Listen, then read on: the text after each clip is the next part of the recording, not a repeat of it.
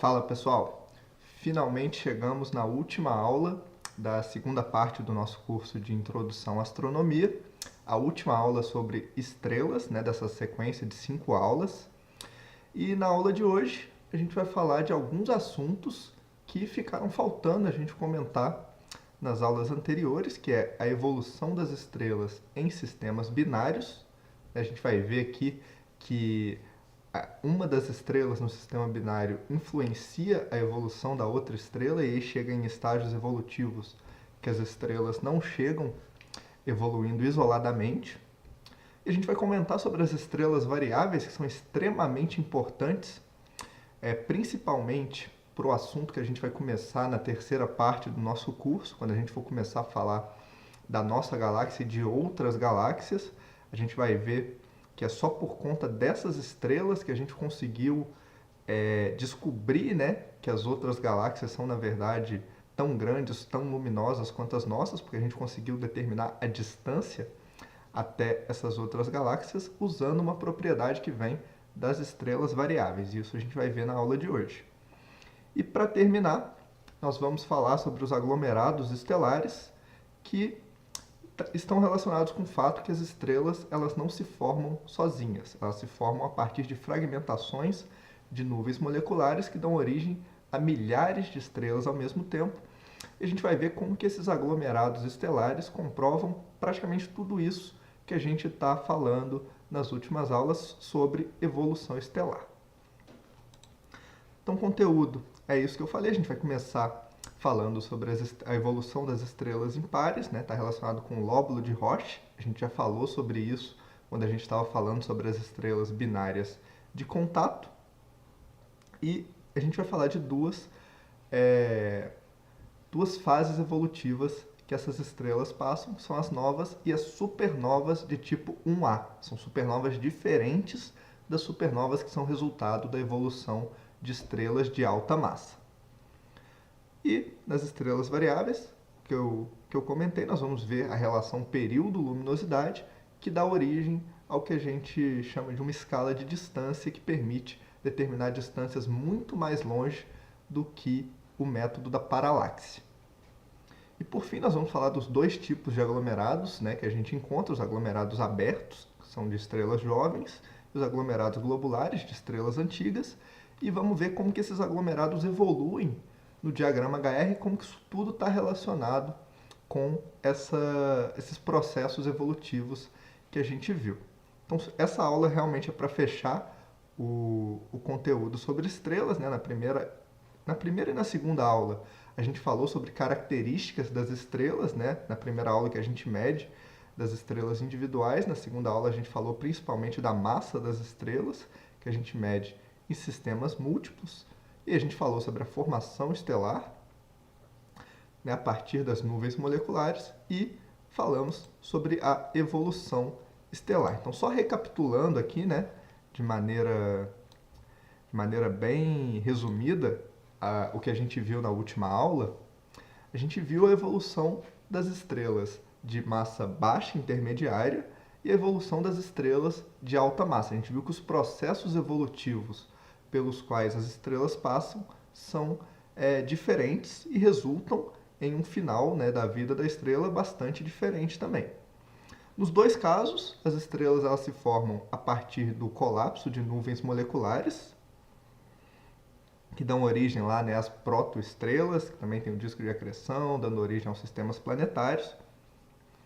E essas protoestrelas, a partir do momento em que elas atingem as condições necessárias para queimar hidrogênio no núcleo, elas entram no que a gente chama de sequência principal, e isso marca ali o início da fusão de hidrogênio no núcleo, marca o nascimento da estrela. E aí a gente viu que as estrelas de baixa massa e de massa intermediária, estrelas como o Sol, e até 8 vezes a massa do Sol, elas evoluem ao longo de bilhões de anos, entram numa fase de gigante vermelha, e essa evolução da estrela termina com a expulsão das camadas externas por conta do vento estelar e dá origem ao que a gente chama de nebulosa planetária, que é justamente esse gás que foi ejetado e que eventualmente se dissipa e retorna para o meio interestelar para formar a próxima geração de estrelas.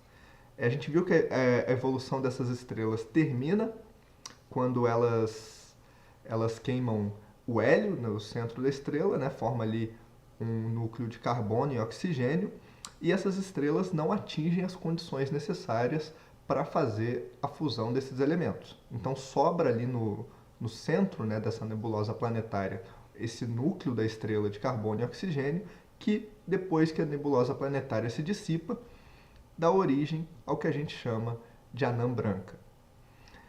E a anã branca, então, não é uma estrela propriamente dita, né, porque não tem ali fusão nuclear. Ela é realmente um núcleo degenerado de carbono e oxigênio que não faz então fusão nuclear, só esfria com o tempo. Então as estrelas de massa parecida com o Sol e até 8 vezes a massa do Sol evoluem, dando origem então a essas anãs brancas. Já no caso das estrelas de alta massa, a gente viu que a evolução ela é bastante diferente, né? As estrelas elas já vão direto para a fase de supergigante e elas atingem as condições necessárias para queimar carbono, oxigênio, não só carbono e oxigênio, né? Mas até elementos mais pesados progressivamente até o ferro. A gente viu que isso para no ferro, porque a partir do ferro, a fusão nuclear, ao invés de fornecer energia, ela rouba energia da estrela e, ao invés de impedir um colapso, acaba provocando um colapso. A gente viu lá que forma aquela estrutura em forma de cebola na estrela, né? Cada camada mais interna que é fazendo fusão de um elemento mais pesado até ter o núcleo de ferro, e esse núcleo de ferro ele não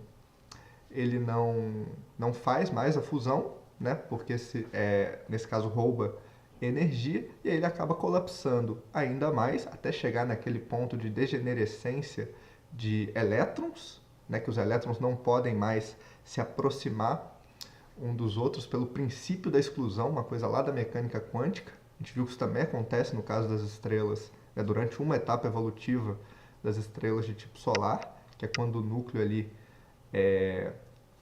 o núcleo de hélio fica degenerado, e aí a gente entra naquela etapa de flash do hélio, né, que todo o hélio uma boa parte do hélio é consumida ao mesmo tempo. Mas aqui não, aqui chega nessa pressão de degenerescência de elétrons, mas a força da gravidade ela é tão grande ainda que isso provoca uma reação que os prótons e os elétrons se fundem, dando origem a nêutrons, e aí vira um núcleo completamente formado de nêutrons, né? Tem também a fotodissociação dos átomos de ferro, então eles já foram quebrados por conta das temperaturas altíssimas, e o que sobra ali é só nêutrons. E a camada externa desse núcleo que estava colapsando, ela não consegue mais colapsar por conta ali dessa verdadeira parede que é criada pela pressão de degenerescência dos nêutrons, que é muito mais forte do que a pressão de degenerescência dos elétrons. E essa matéria bate então nessa camada, cria uma onda, e rebate, cria uma onda de choque que expulsa todas as camadas externas dessa supernova. E aí, então, dessa estrela, dando origem a uma supernova, né? Um evento muito violento que acontece ao longo de poucos dias, poucas semanas, né? Ela fica mais brilhante do que a galáxia que ela faz parte, né? Então, durante aqueles dias, essa estrela tem o mesmo brilho que bilhões de estrelas, né? Centenas de bilhões de estrelas. E essa matéria, eventualmente, também se dissipa, né? Esse gás que foi liberado também se dissipa, volta para o meio interestelar para formar novas estrelas, e aquele remanescente, né, aquele núcleo, ele pode sobrar como uma estrela de nêutrons, ou então, se a estrela for mais massiva, né, se esse núcleo remanescente for mais massivo do que 3 vezes a massa do Sol, essa estrela, então, esse núcleo, ele forma ali o que a gente chama de um buraco negro, uma singularidade no espaço-tempo, do qual nem a luz é capaz de escapar. Então, isso foi o que a gente viu da última aula, né? Tentei falar aqui de um jeito bem resumido, em poucos minutos, que vai ser importante para o que a gente vai falar hoje, que é a evolução em sistemas binários. A gente vai ver que num sistema binário, quando uma estrela de baixa massa chega na fase de anã branca, ela ainda pode continuar a sua evolução. Aqui no sistema isolado, acabou. É um núcleo ali de carbono e oxigênio que não atinge as condições para fazer nenhuma reação de fusão e só vai esfriando ao longo do tempo. Então, para uma estrela isolada, a evolução para por aqui. Mas num sistema binário, essa evolução ela passa ainda por novas etapas. Tá, a gente comentou, né, sobre os sistemas binários na nossa segunda aula sobre estrelas. Se eu não me engano, foi a 11ª aula do nosso curso. Isso. E a gente viu que, tirando ali as anãs M, né, que é as estrelas de muito baixa massa, a maior parte das estrelas se encontra em sistemas múltiplos, principalmente em sistemas binários. E o sistema binário, né, só para recapitular, são duas estrelas que estão orbitando entre si. Elas orbitam um centro de massa em comum. Nesse caso aqui, se as duas estrelas tiverem exatamente a mesma massa, esse centro de massa fica exatamente no meio das duas estrelas. Se uma estrela for mais massiva, esse centro de massa fica mais próximo da estrela que é mais massiva. E quando a gente comentou sobre os tipos de sistema binários, a gente comentou sobre as binárias de contato. E a gente vai ver que isso está muito relacionado com o que a gente vai falar sobre a evolução nesses sistemas. A gente chama de sistema binário cerrado aquele em que as estrelas estão muito próximas entre si. Vai ser um sistema em que vai ocorrer interação, troca de massa, né, troca de matéria de uma estrela para outra, fazendo então que ela atinja uma nova etapa evolutiva. E por que isso ocorre, né?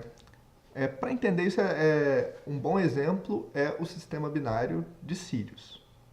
O mais comum é que essas estrelas tenham massas diferentes. Uma delas pode ser só um pouco mais massiva, mas qualquer diferença de massa que tiver entre elas vai fazer com que o tempo necessário para a estrela evoluir seja diferente uma da outra. Eu botei esse gráfico aqui que a gente já viu algumas aulas para trás, que mostra o tempo que a estrela fica na sequência principal em função da massa da estrela.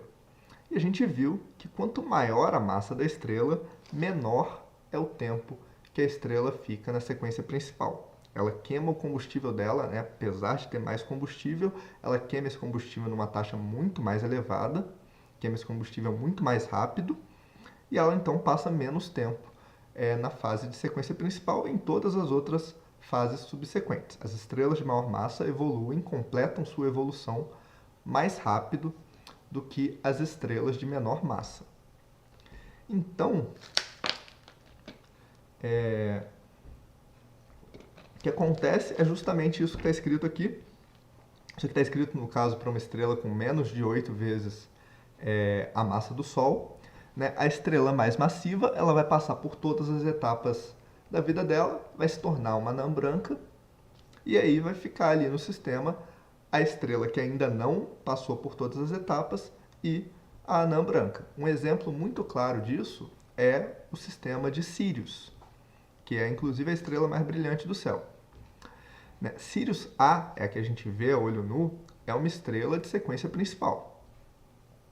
Já Sirius B, que é a estrela pequenininha, né, que foi detectada depois, se eu não me engano, pelo método de astrometria, né, não me lembro com certeza, mas a gente comentou isso na aula sobre estrelas binárias, foi detectado pelo método de astrometria e depois foi observado diretamente, né, numa imagem, comprovando então que a estrela realmente estava ali. E a gente sabe que pela massa e pela luminosidade dessa estrela, ela se trata de uma anã branca.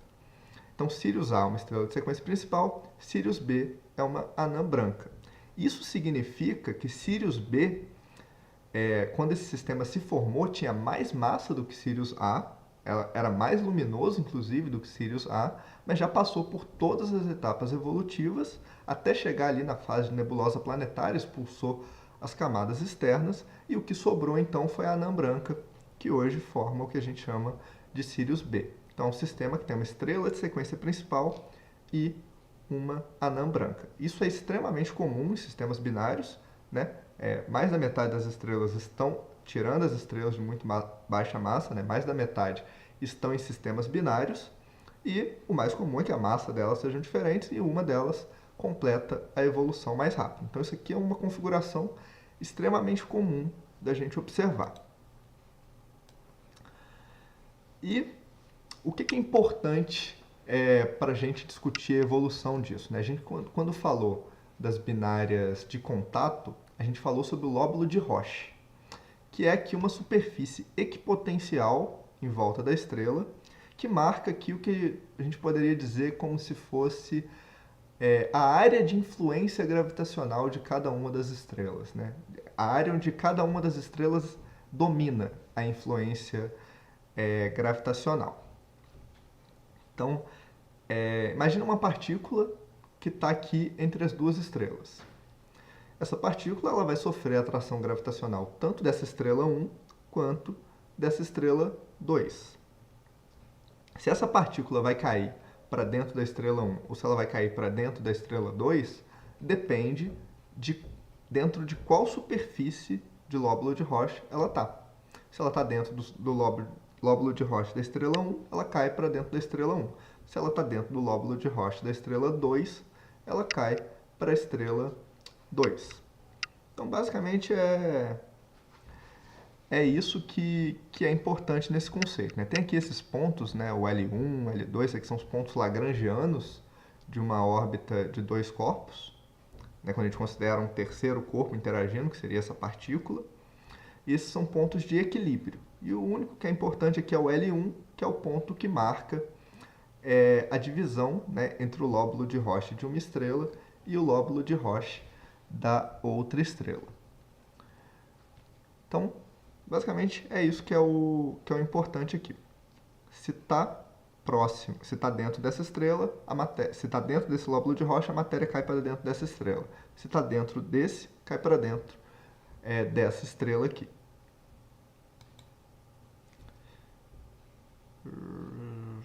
Que é basicamente o que eu falei, né? Isso é uma equipotencial da gravidade. Inclusive o formato da estrela ele é alterado, né? O formato da estrela é uma equipotencial da gravidade. Quando a estrela está isolada, esse formato é uma esfera. Aqui nesse caso não, porque você tem tanto a atração da massa que está ali dentro da estrela, quanto a atração atração gravitacional causada pela outra estrela. Isso causa uma deformação. Então, o formato da estrela também é semelhante ao formato do lóbulo de Roche dessa estrela. Ela fica deformada, né, uma com relação à outra, isso quando elas estão próximas o suficiente uma das outras.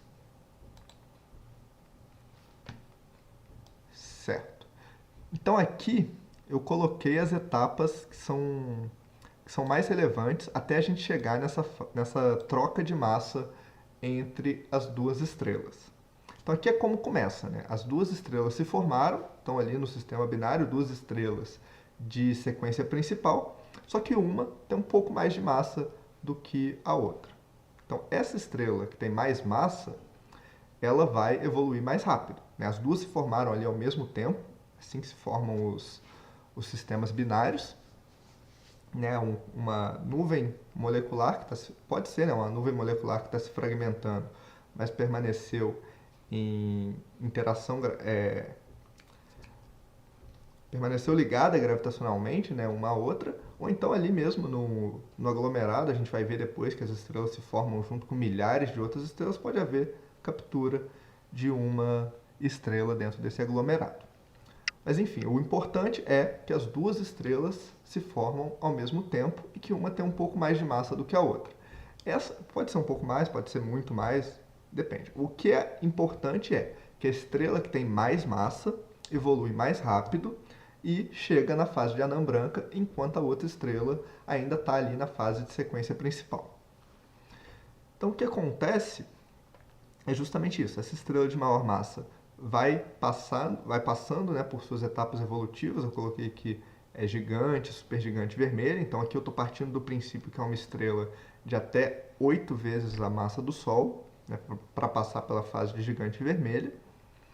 E aí essa estrela, né, durante essa fase aqui podem ocorrer trocas também de matéria entre as duas estrelas, mas para simplificar a gente está desconsiderando essa parte.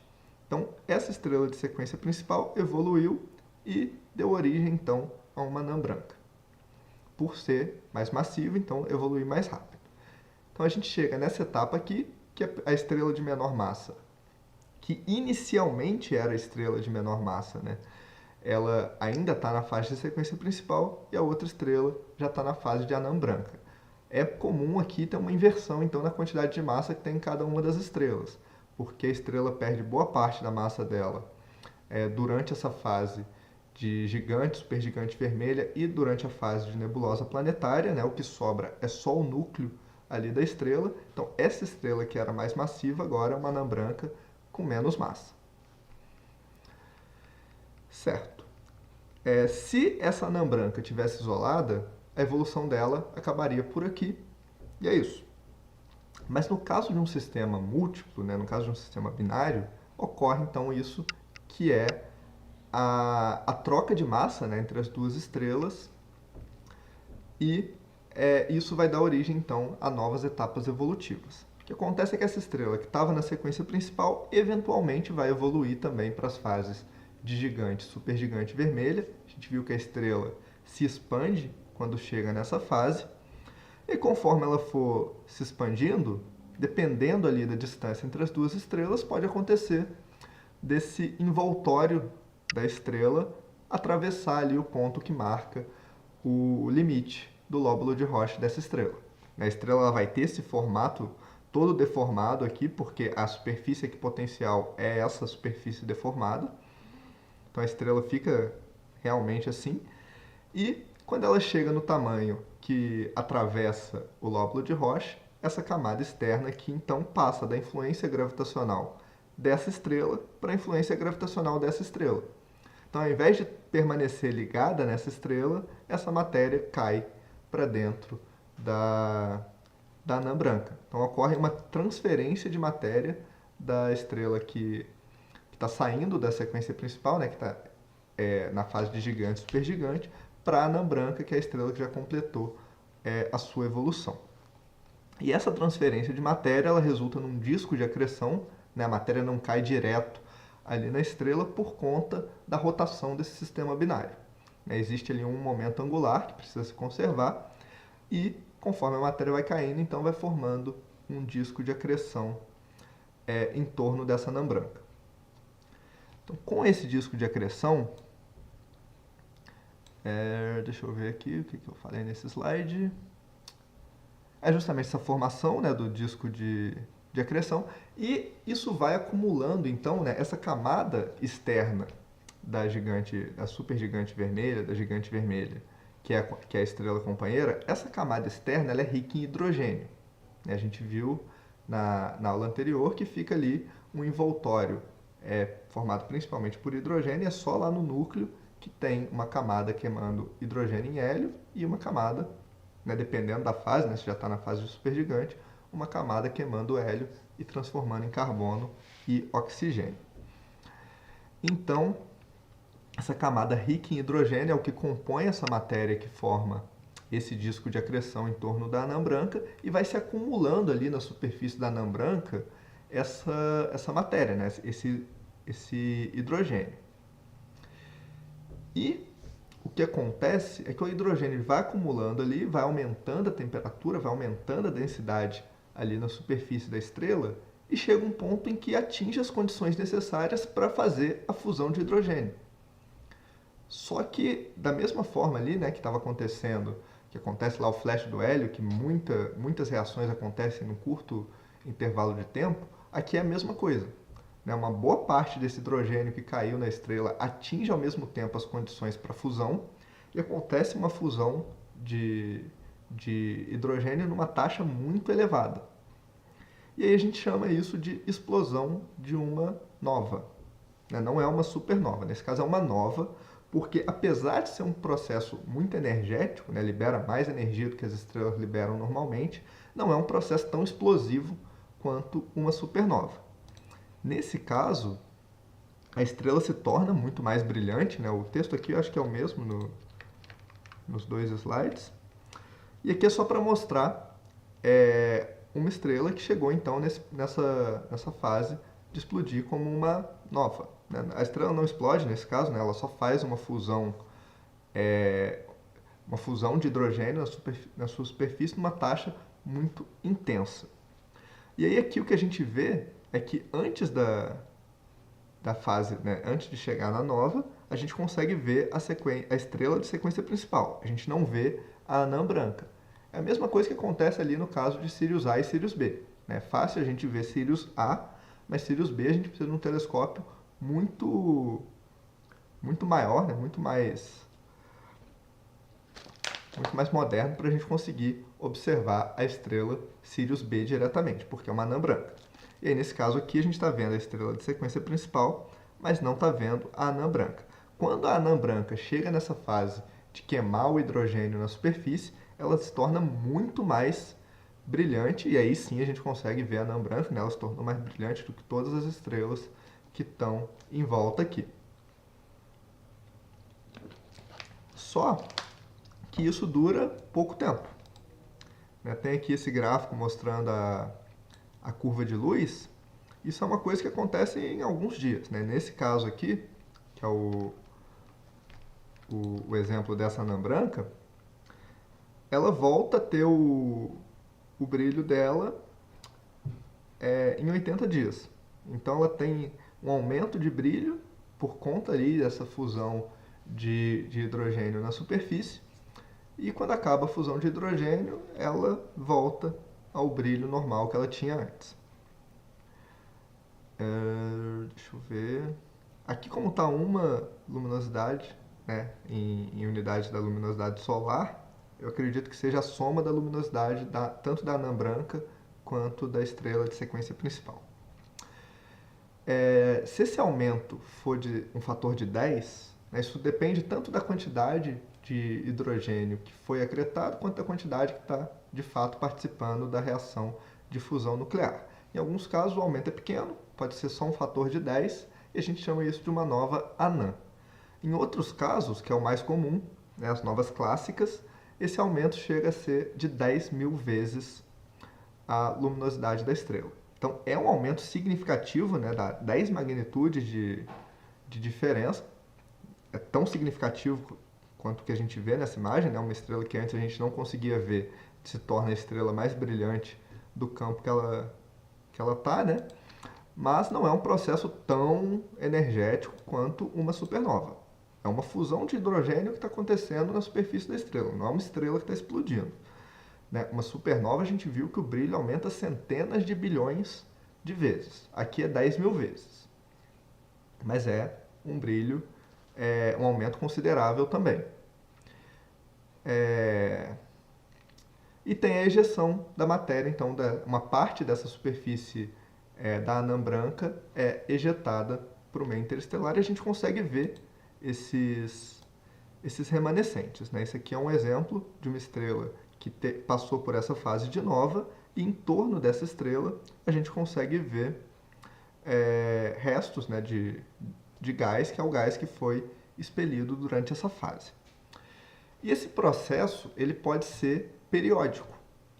Por quê? Porque a estrela que está ali na sequência principal, ela está expandindo e ela continua continuamente transferindo matéria para a anã branca. Então esse disco de acreção que está em torno dela, ele vai sendo alimentado e a estrela atinge as condições para queimar o hidrogênio, passa pela fase de nova, mas esse disco de acreção continua em torno dela, continua sendo alimentado pela massa da estrela de sequência principal e eventualmente cai mais hidrogênio na estrela, atinge as condições para fazer a fusão nuclear e volta a ocorrer novamente a fase de nova. Então esse processo ele pode ser periódico, ele pode acontecer várias vezes. E no caso dessa estrela aqui, né, é uma erupção que acontece mais ou menos a cada 20 anos. Mais ou menos, né? Mas enfim, então é um processo que pode ser recorrente, justamente porque a estrela, de sequência principal, está ali transferindo massa continuamente. Só que em alguns casos, né, essa massa chega num limite que a gente chama do limite de Chandrasekhar. A gente já falou sobre isso quando a gente estava falando da evolução das estrelas de alta massa. Né? Essa estrela aqui está transferindo matéria. Parte dessa matéria que está sendo transferida vai ser usada naquela fusão de hidrogênio que vai causar a explosão da nova. Explosão entre aspas, né? A estrela não está explodindo. É uma erupção, talvez. A palavra melhor. Mas parte da matéria fica na estrela. E a gente viu que parte do motivo, né, de formar lá uma estrela de nêutrons, nas estrelas que têm mais do que 8 massas solares, é o fato de que o núcleo dessas estrelas tem acima de 1,4 vezes a massa do Sol. Essa é a condição necessária para formar aquela onda de choque que dá origem à supernova. No caso das anãs brancas, elas não têm essa massa, elas são menos massivas do que isso. Mas com essa troca de matéria entre a estrela de sequência principal e a anã branca, ela pode passar a ter essa quantidade de massa. E aí ela chega nessa fase que ocorre um colapso que não pode ser sustentado, e aí forma então essa onda de choque que literalmente explode a estrela. Então, isso aqui é uma outra supernova, é um processo completamente diferente da supernova de estrelas massivas. No caso das estrelas massivas, elas estão evoluindo isoladamente, o núcleo dela já tem a quantidade de massa necessária para gerar essa onda de choque que expulsa as camadas externas, e no caso das estrelas massivas, o núcleo fica e o que é expulso são as camadas externas. Nesse caso aqui, é diferente. A matéria está vindo da estrela companheira, a anã branca atinge essa massa necessária e a estrela ela explode como um todo. Não tem um remanescente estelar. No caso das estrelas massivas, sobra ali uma estrela de nêutrons ou um buraco negro, dependendo da massa do núcleo. Aqui não. Aqui a estrela inteira explode. Antes disso, acontece uma fusão muito rápida ali, né? Era uma estrela de carbono e oxigênio. Mas quando ela chega nesse limite de massa, dá início a um processo de fusão nuclear muito rápido. A estrela é praticamente transformada, né, em ferro e níquel. E ela explode e todo esse gás, essa matéria, retorna para o meio interestelar. Esse processo ele também é extremamente intenso, como as supernovas de tipo 2. Né? Então a gente faz essa distinção. As supernovas que originam de estrelas massivas isoladas são supernovas de tipo 2, e essas supernovas que originam a partir da evolução de um par de estrelas, né, com uma estrela de sequência principal ou na fase de supergigante, gigante vermelha, dando massa para uma anã branca e fazendo ela atingir o limite de Chandrasekhar. Nesse caso a gente chama de uma supernova de tipo 1A. É uma classificação, elas eram classificadas assim antes. Essa classificação, né, o 1A e o 2, isso vem antes da gente entender de onde vinham essas supernovas. As supernovas do tipo 2 são supernovas que apresentam linhas de hidrogênio. Por quê? Porque parte do gás que está sendo expulso numa supernova de tipo 2 é a superfície, né, aquele envelope externo, né, da estrela de alta massa, que é rico em hidrogênio. Então, essa matéria da supernova de uma estrela massiva é rica em hidrogênio. Então, a gente observa linhas de hidrogênio numa supernova de tipo 2, quando a gente olha o espectro da supernova. Naquelas linhas de absorção que a gente comentou algumas aulas para trás. Quando a gente olha o espectro de uma supernova desse tipo aqui, a gente não vê linhas de hidrogênio. Hoje a gente sabe por quê.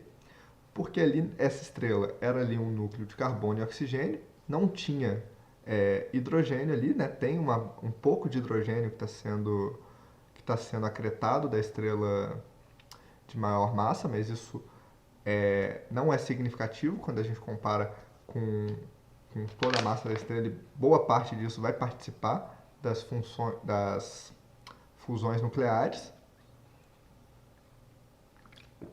que estão ocorrendo ali. Então, a matéria que é ejetada, ela é muito mais pobre em hidrogênio nessa supernova que é formada por esse processo da anã branca acretando massa. Então, nesse caso, né, com muito menos hidrogênio, a gente não observa as linhas de absorção de hidrogênio no espectro desse tipo de supernova. Então, era a supernova tipo 1, que não tem hidrogênio. Supernova tipo 2, o que tem hidrogênio. E hoje a gente sabe por que uma delas tem hidrogênio e por que a outra não. E é tipo 1A, porque também existem supernovas de tipo 1B e tipo 1C, mas aí estão relacionadas com estrelas massivas, que por um determinado motivo não tem hidrogênio, mas aí nesse caso a gente está simplificando, então a gente só está falando desses dois tipos, que são os tipos que acontecem com mais frequência, o tipo 1A e o tipo 2. Certo, então assim como eu falei para vocês na supernova de tipo 2, a supernova de tipo 1A, a estrela se torna centenas de bilhões de vezes mais brilhante do que ela era antes, e ela pode brilhar tanto quanto a galáxia da qual ela faz parte, às vezes até mais do que todas as estrelas da galáxia da qual ela faz parte. Então isso daqui é uma supernova que aconteceu em uma outra galáxia, e a gente vê que foi realmente muito mais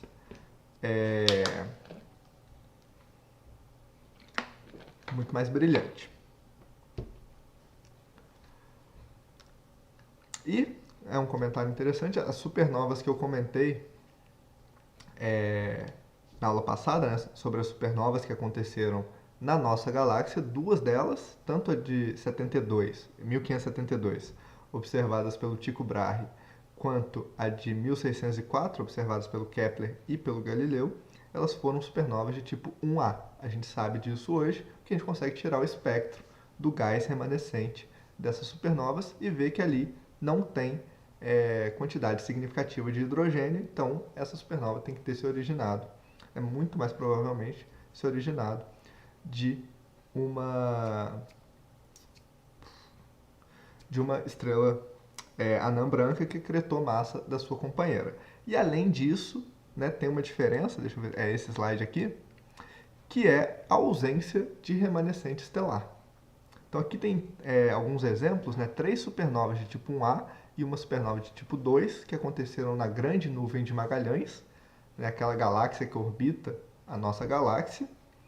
E a gente vê aqui uma das principais diferenças, que é o fato da supernova de tipo 1A, né, essa supernova das anãs brancas, não deixar remanescente estelar. Ela explode completamente, né, retornando todo esse material para o meio interestelar. Então seriam essas 3 estrelas aqui, que não tem, a gente vê aqui que não tem ali no meio um remanescente, né, uma estrela de nêutrons ou um buraco negro que poderia ser inferido, né, a gente vai ver depois, por meio de raio-x da matéria no disco de acreção do buraco negro.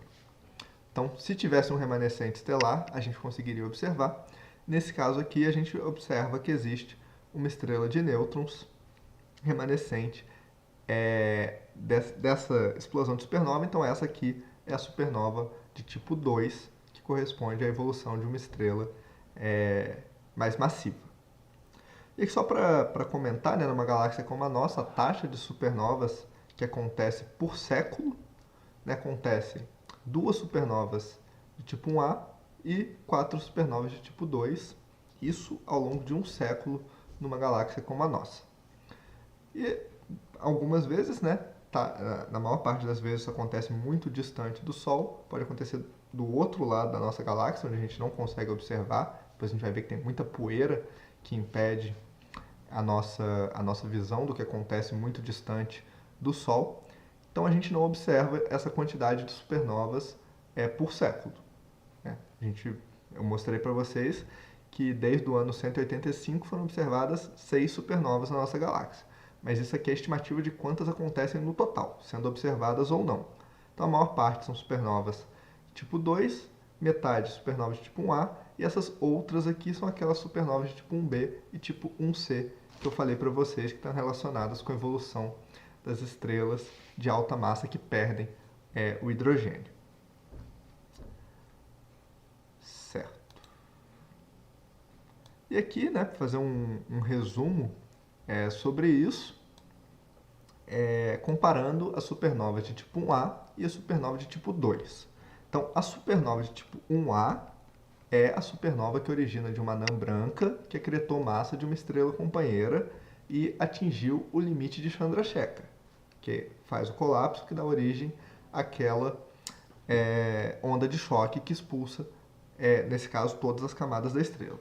Já a supernova de tipo 2 é a supernova que origina a partir do colapso de uma estrela massiva, né? Do colapso do caroço de uma estrela massiva individual. E uma das principais diferenças desses dois casos é os elementos químicos que passam a enriquecer o meio interestelar. Eu falei para vocês na última aula que esse processo de evolução estelar é extremamente importante porque as estrelas elas estão produzindo ali os elementos químicos por meio da fusão nuclear e no final da vida delas elas estão devolvendo esses elementos químicos para o meio interestelar que vão formar as novas gerações de estrelas e dão origem aos elementos que a gente vê em torno da gente. Né? Tudo isso foi formado no interior de uma estrela. A vida só existe no universo por causa desse processo de formação, de formação, evolução e morte das estrelas. E os elementos químicos que cada um desses processos enriquece são diferentes. Por quê? Porque no caso da supernova de tipo 2, o que está sendo expulso ali são as camadas mais externas. Aquele núcleo de ferro, ele deu origem à estrela de nêutrons, né? Aos nêutrons que vão segurar o colapso do núcleo pela pressão de degenerescência. E o que está saindo, então, são essas camadas mais externas. Então, a gente fala que as supernovas de tipo 2 enriquecem o meio interestelar com elementos de processo alfa. Processo alfa porque esses elementos se formam a partir do processo alfa, né? Capturas de átomos de hélio, de núcleos de átomos de hélio. Então, essa supernova enriquece o meio interestelar com esses elementos. Já a supernova de tipo 1A, ela enriquece mais com ferro e níquel, porque são os elementos que estão se formando ali na hora que a estrela atinge a massa de Chandrasekhar, e como é a estrela inteira que explode, essa massa retorna para o meio interestelar. Então, essas estrelas contribuem com esses elementos e essas estrelas contribuem com outros elementos. Ambas são extremamente importantes para o enriquecimento químico do nosso universo, da nossa galáxia. Essas supernovas de tipo 1A, isso é uma coisa que eu devia ter comentado antes, ela ocorre em todos os tipos de galáxia, porque ocorre inclusive para estrelas velhas. Então foi bom que eu lembrei para comentar aqui. Supernovas de tipo 2 só ocorrem em galáxias que ainda formam estrelas. Isso acontece porque as estrelas que dão origem a supernovas de tipo 2 são as estrelas mais massivas. E a gente viu lá atrás que essas estrelas que são muito massivas, elas só vivem alguns milhões de anos. Milhões de anos pra gente, né, falando de formação estelar em galáxias, é coisa recente. As galáxias têm dezenas de bilhões de anos. Dezenas não, né? Tem uma dezena de bilhão de anos, porque a idade do universo é por volta aí de 13,7 bilhões. Mas, quando a gente fala, então, de supernovas de tipo 2, né, ocorrência de supernovas de tipo 2, elas implicam que ocorreu formação estelar nos últimos milhões de anos, que pra gente, então, é recente. Por quê? Porque as estrelas de alta massa só vivem esse tempo.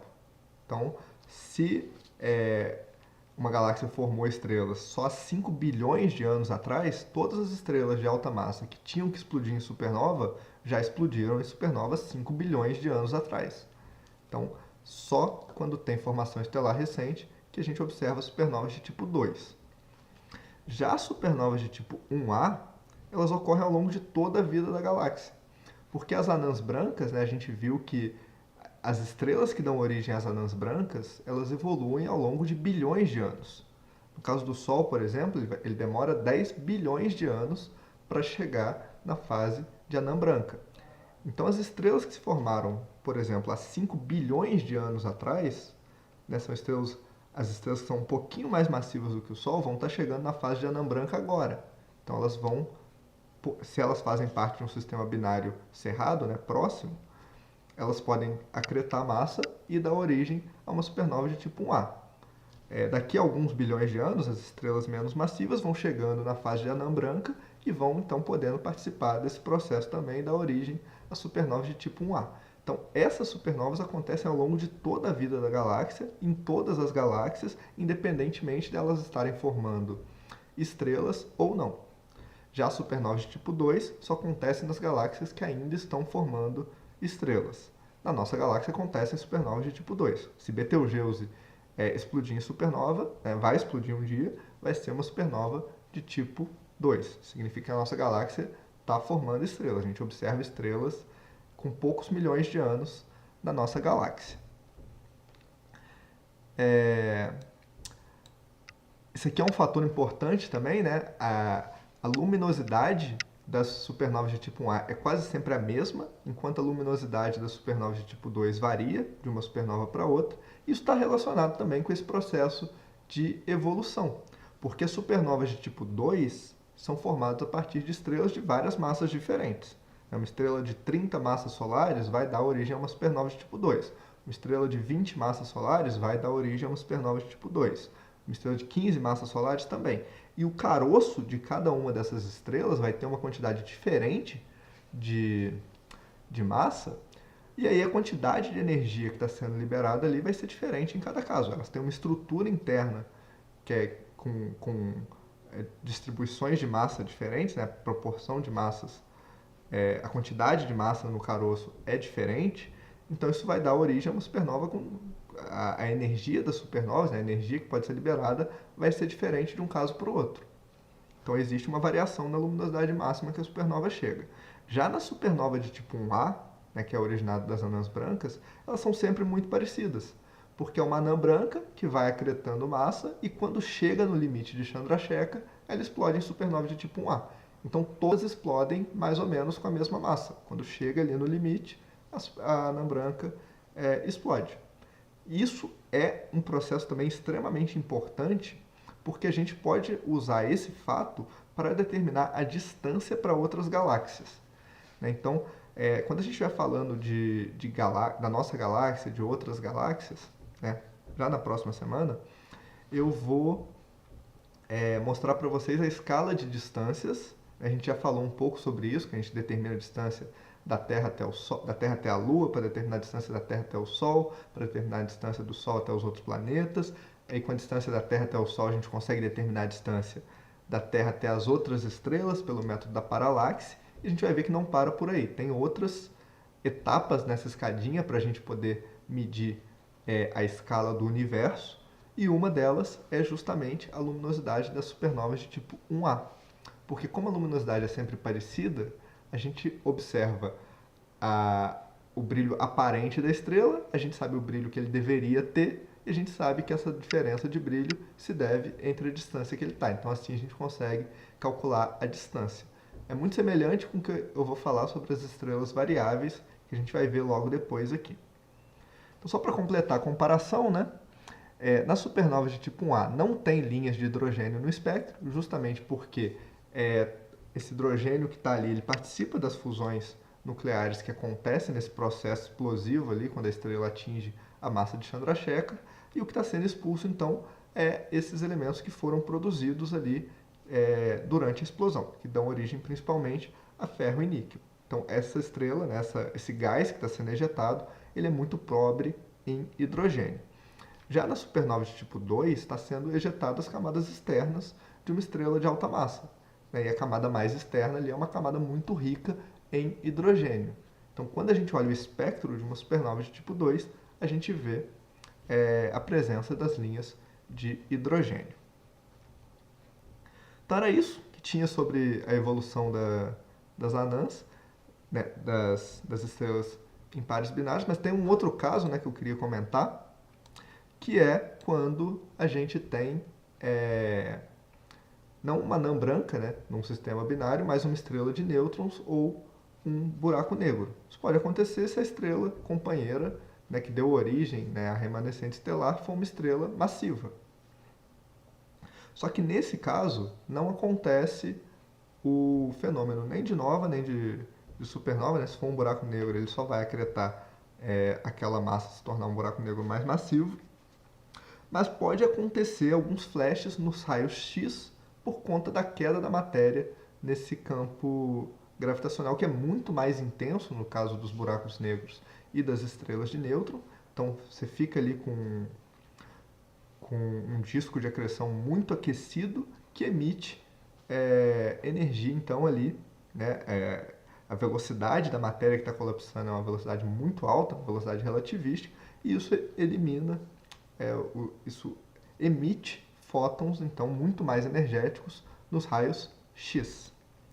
Isso já foi observado em alguns casos e inclusive, uma comprovação da presença, da existência de buracos negros.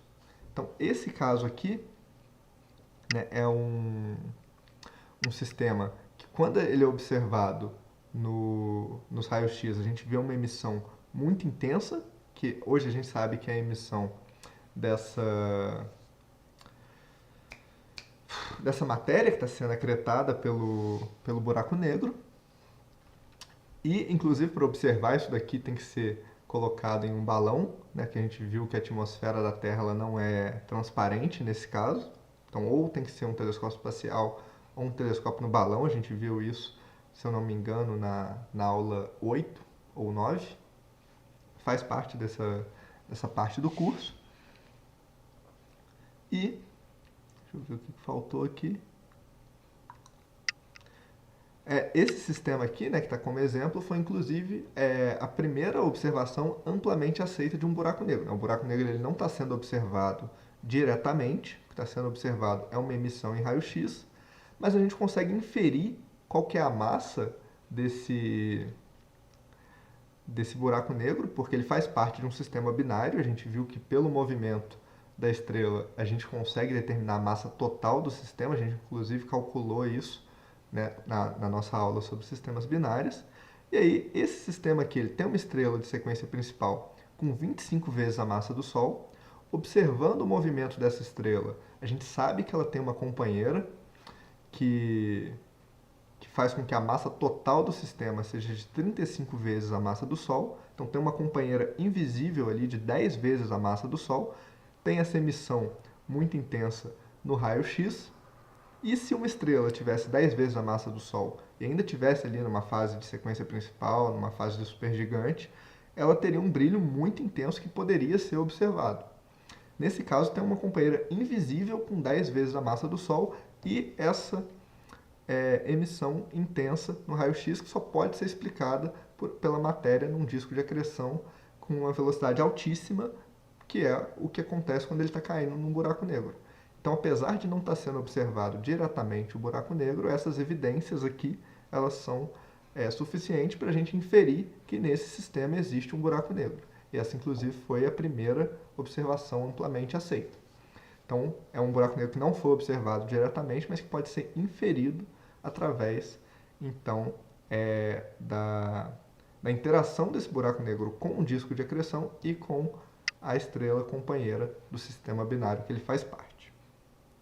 Então, sobre os sistemas binários, era isso que a gente tinha para falar. Agora a gente vai entrar num outro assunto, que são as variáveis cefeidas. Então, continuando, agora a gente vai mudar um pouco de assunto. Vamos falar sobre as estrelas variáveis. São estrelas que variam seu brilho periodicamente. A gente viu alguns casos em que o brilho da estrela pode variar. Isso ao longo de todo o curso, né? Mesmo quando a gente estava falando lá sobre exoplanetas, a gente viu um caso em que a luminosidade da estrela podia cair, né, por um curto período de tempo, que era quando o planeta estava passando na frente da estrela, uma pequena variação no brilho da estrela. A gente viu também em estrelas binárias, né, que durante os eclipses, né, quando uma estrela passa na frente da outra, o brilho também varia, porque a gente deixa de ver a quantidade total do sistema. A gente viu também, por exemplo, as novas, que uma estrela, né, uma anã branca no caso, pode se tornar mais brilhante.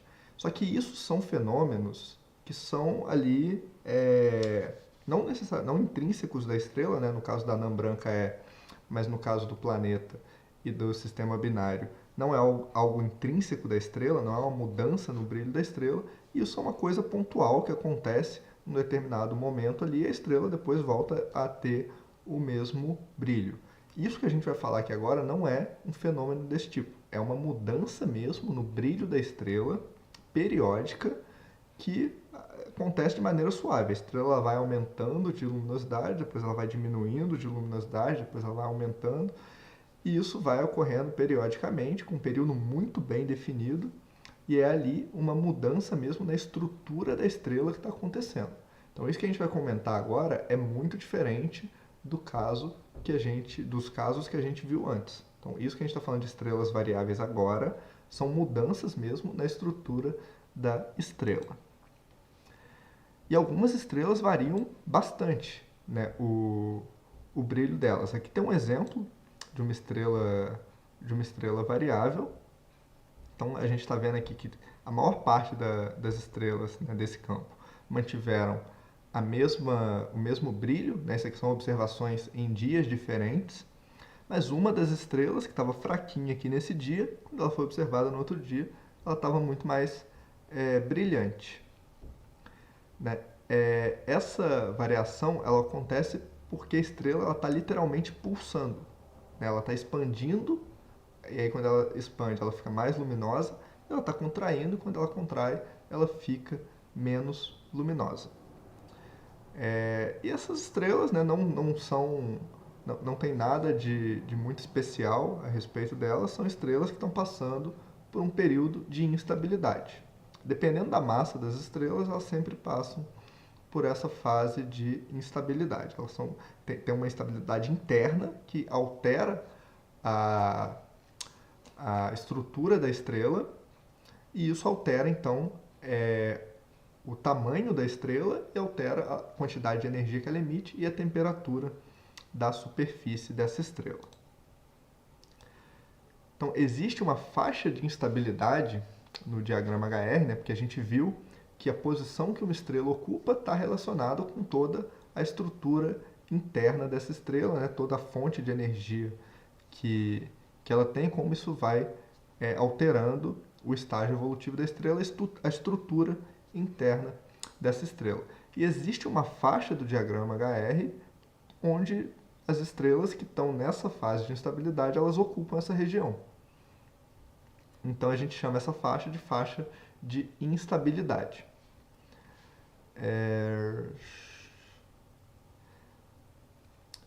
Essa inclui, né, botei aqui sequência principal, mas na verdade são estrelas que estão queimando hélio no núcleo, né, e tem dois tipos porque inclui também, né, essa faixa de instabilidade também inclui algumas estrelas de sequência principal, mas não são os exemplos que eu estou colocando aqui. Os dois exemplos que eu coloquei são as variáveis Cefeidas e as variáveis RR Lyra, que são estrelas que estão queimando hélio no núcleo. Mas a diferença entre elas é que as variáveis Cefeidas são estrelas mais massivas, então elas estão saindo aqui de cima na evolução delas, né? São as estrelas que eram mais quentes, né? Mais massivas, e que vão direto para a fase de supergigante. E aí elas, passando aqui em cima, elas entram na faixa de estabilidade mais luminosas, então são as estrelas instáveis mais luminosas, e elas têm períodos de pulsação da ordem de alguns dias, né, de 1 a 100 dias. Já as RR Lyra são estrelas que estão queimando hélio no núcleo, mas são estrelas de massa menor do que as Cefeidas, então elas estão indo aqui na fase de gigantes, e nesse caso das variáveis RR Lyra, essa variação do período ela é menor do que um dia, né? Ela é muito mais rápida do que no caso das variáveis cefeidas. Isso também é possível de entender porque essas estrelas aqui elas variam menos o tamanho delas, né? Não é a única explicação, mas essas estrelas são maiores. Para ter uma variação significativa do tamanho, você precisa de uma variação maior, leva mais tempo.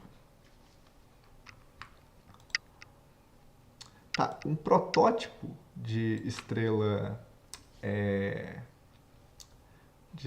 variável é a estrela delta Cefeida, né? No caso, então, as outras estrelas são chamadas... O nome dessa estrela é delta de Cefeida, e as outras estrelas cefeidas são classificadas nessa classe por conta de serem parecidas com essa estrela. Então, essa estrela ela deu o nome da classe de todas essas estrelas variáveis de alta massa, que tem um período variando em alguns dias. E no caso dessa estrela, varia aí um fator de 2,3, né, que dá quase uma magnitude. Ela fica 2,3 vezes mais brilhante, né, quando ela está no pico do que quando ela está no ponto de mínima emissão. Isso dá uma diferença de quase uma magnitude. E o período dela é de 5 dias e 10 horas. Então, como eu falei para vocês, isso é uma coisa que acontece de maneira suave. O brilho da estrela estava baixo, ele vai aumentando, aí depois ele vai diminuindo, aí chega no mínimo, ele volta a aumentar, ele volta a diminuir. Isso acontece de maneira bastante periódica e de maneira suave. Então, a gente consegue diferenciar as estrelas variáveis, nessas estrelas que têm mudanças intrínsecas na estrutura, daqueles outros processos que também podem causar variação na luminosidade, que na verdade não se tratam de estrelas variáveis. Quando um planeta passa na frente da estrela, quando uma companheira binária passa na frente de uma estrela, a gente vê uma queda no brilho, mas é uma queda pontual. É uma queda que não está relacionada com a estrutura interna da estrela, e assim que o planeta sai da frente, que a estrela sai da frente, o brilho volta ao normal que estava antes. Então é um processo diferente e a gente consegue identificar claramente quando se trata de uma estrela variável e quando se trata de um processo desse tipo. E para explicar, né, esse mecanismo, né, por que a estrela é variável, isso está relacionado com a opacidade do gás na estrela, né?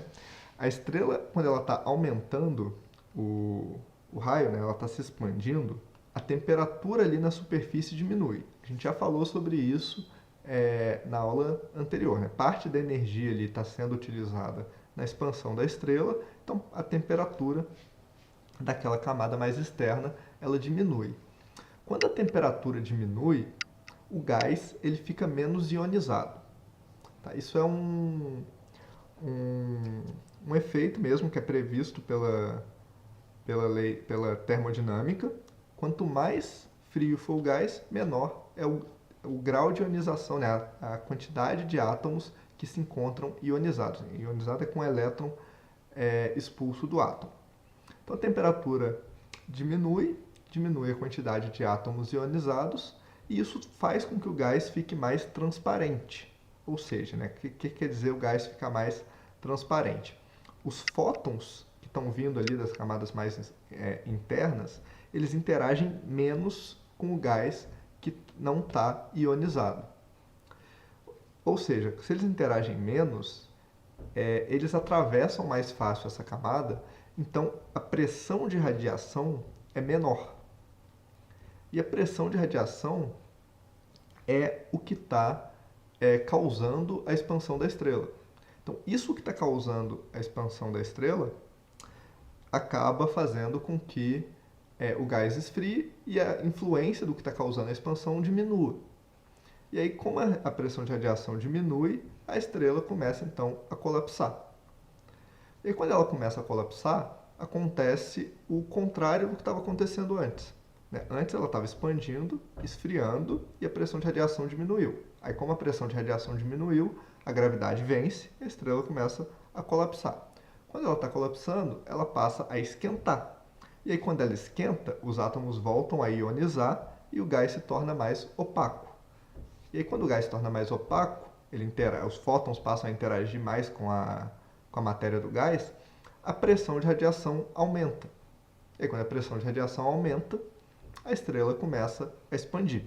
Então, ela fica nesse ciclo. Ela expande e a expansão, né, o processo que causou a expansão, faz com que a estrela chegue nas condições para colapsar. E ela colapsa. E aí, esse colapso faz com que ela chegue nas condições de expandir. E aí ela expande. E isso acontece de maneira muito bem determinada, muito periódica. Então a estrela fica nesse processo de expandir e colapsar. E por que isso é importante? Né? Ok, a estrela está lá, está aumentando o brilho, está diminuindo o brilho. No princípio é só uma parte, né? um efeito que acontece durante uma fase evolutiva da estrela, mas graças a uma astrônoma lá do início do século XX, a gente conseguiu chegar nessa relação período-luminosidade que permite com que a gente saiba a distância de estrelas que estão muito distantes. Então, essa relação que ela observou é extremamente importante para o desenvolvimento da astronomia, principalmente da astronomia galáctica e extragaláctica, que são os assuntos que a gente vai ver em seguida. Isso permitiu a gente determinar a escala de vários, a distância de vários objetos, determinar a escala do universo e determinar o que faz parte da nossa galáxia e o que não faz. Então, isso foi extremamente importante. E isso veio do estudo, então, da Henrietta Leavitt. E como vocês devem ter reparado, né, a gente falou bastante de astrônomas também, quando a gente estava falando de classificação espectral, boa parte do conhecimento que a gente tem de estrelas veio de astrônomas mulheres, mesmo numa época em que as mulheres não tinham tanto espaço na ciência. E isso aconteceu justamente porque lá em Harvard, os astrônomos colocavam as mulheres para fazer tarefas chatas, né? Periódicas, né? Tarefas que eram maçantes, ficar repetindo a mesma coisa o tempo todo. Só que aí quem realmente colocou a mão na massa nos dados, quem realmente se tornou especialista nisso, foram essas mulheres. E elas conseguiram, então, fazer os avanços desses assuntos, né? Dessas teorias de evolução estelar. E essa astrônoma, Henrietta Leavitt, então, ela estava trabalhando, catalogando o período das estrelas variáveis. Então ela tinha que ir lá naquelas placas fotográficas, ficar procurando ali entre várias placas, né, observar a mesma região do céu em vários dias diferentes. Ela tinha que ficar procurando ali uma estrela que ficou mais brilhante do que a outra e medir ali manualmente, né, a quantidade que o brilho aumentou ou não. E aí ela foi fazendo isso. Foi catalogando. Inclusive, ela catalogou uns 10% das estrelas variáveis que são conhecidas no geral, inclusive até hoje. Né? E aí ela, estudando esses dados, trabalhando com isso, ela percebeu que existia ali uma relação entre o período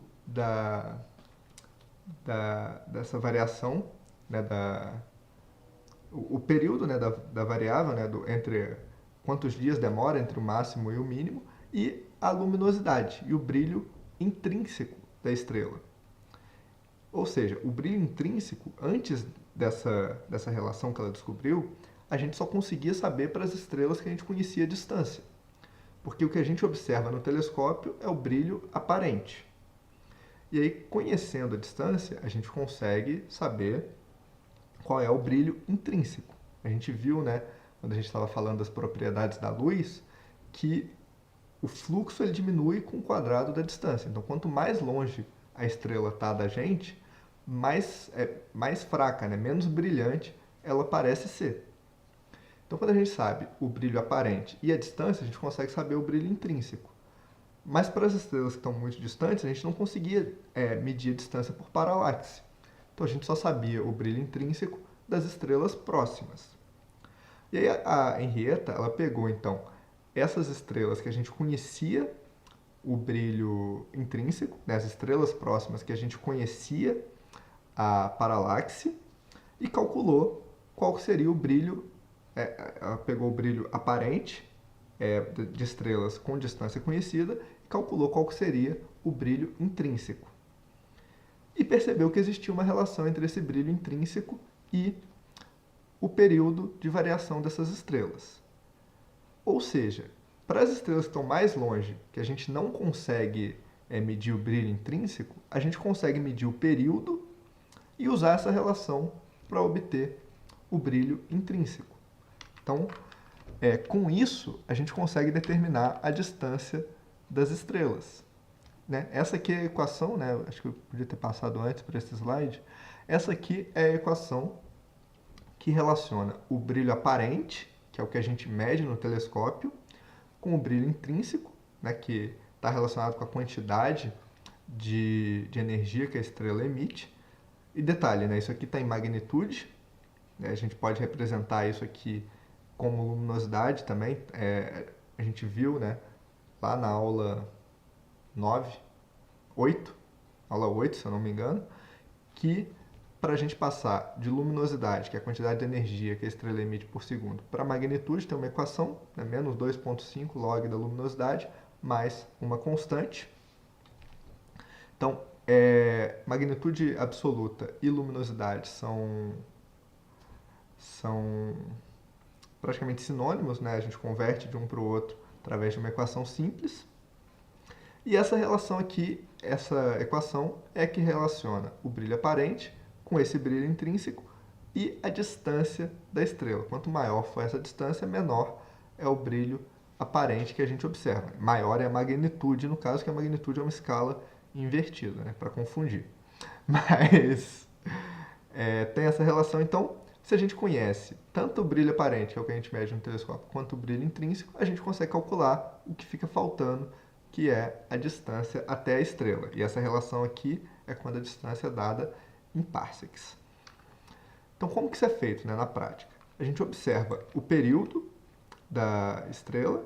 Então, vamos supor, aqui está em logaritmo, né, não sei exatamente qual deve estar em dias, né? Então, isso aqui deve ser 1 dia, isso aqui deve ser 10 dias.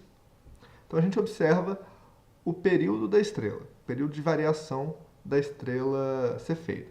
Então, vamos supor que deu 1 dia de variação. E aí a gente usa a relação que a Henrietta ajustou e aí a gente vê qual que é, então, o brilho intrínseco previsto para essa estrela. Então, medindo o período, a gente consegue inferir, né, a gente consegue medir o brilho intrínseco. Conhecendo o brilho intrínseco e medindo o brilho aparente no telescópio, a gente consegue determinar a distância até as estrelas. E isso aqui não tem a limitação que a paralaxe tem, da gente só conseguir medir distância de estrelas próximas. Qualquer estrela variável que a gente consiga determinar o período, a gente consegue medir a distância. E isso permite que a gente calcule, inclusive, a distância de estrelas que estão em outras galáxias. E aqui tem um exemplo de uma cefeida que foi vista nessa galáxia aqui em M100. Então, a gente vai ver, né, na próxima aula como que isso foi extremamente importante para a gente determinar a natureza das outras galáxias, porque a gente via as galáxias, mas a gente não sabia se isso era uma estrutura que fazia parte da nossa galáxia ou se era uma estrutura como a nossa própria galáxia, né? Hoje a gente sabe que são estruturas como a nossa galáxia, que assim como a nossa galáxia tem bilhões, centenas de bilhões de estrelas, mas por muito tempo existiu um grande debate se isso eram fenômenos que aconteciam dentro da nossa galáxia ou se eram outras galáxias. E foi só com essa relação que Henrietta Leavitt obteve que a gente conseguiu determinar a distância das estrelas dessas outras galáxias, né? Observar essas cefeidas e verificar que isso então está muito distante do tamanho que a gente considera para a nossa galáxia, isso então deveriam ser galáxias isoladas, e hoje a gente sabe que são galáxias como a nossa. Então, esse estudo com variáveis cefeidas, que foi feito principalmente pela Henrietta Leavitt, foi extremamente importante para o desenvolvimento da astronomia no início do século XX. E a gente vai ver isso na próxima aula, né, que boa parte do conhecimento que a gente tem sobre a nossa galáxia e sobre as outras galáxias inicia justamente a partir desse estudo. Então, sobre os As variáveis era basicamente isso, né? O que é importante é que existem estrelas que são variáveis por passar por uma fase de instabilidade e que existe uma relação entre o período e a luminosidade dessas estrelas que a gente consegue utilizar para determinar a distância delas. Então agora a gente vai entrar num outro assunto para fechar esse assunto de evolução estelar, que são os aglomerados estelares. Certo. Então, sobre os aglomerados estelares, né? A gente viu que as estrelas elas se formam a partir do colapso das nuvens moleculares.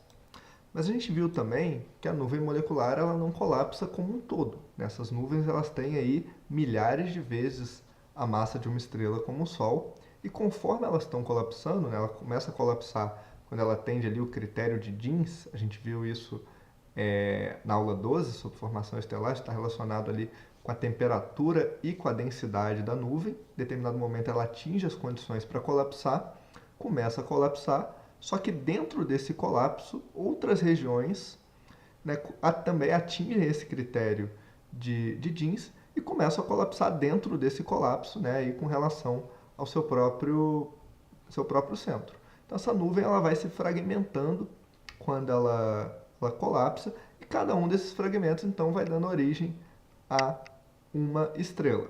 Então aqui, né, representando a nuvem molecular inicial que começa a colapsar, ela se fragmenta, então aqui a gente já vê vários fragmentos colapsando separadamente, e aqui, né, já um dos fragmentos que daria origem então a uma estrela. Então todo aquele processo que a gente viu de formação estelar, né, o colapso da nuvem, dando origem aqui a uma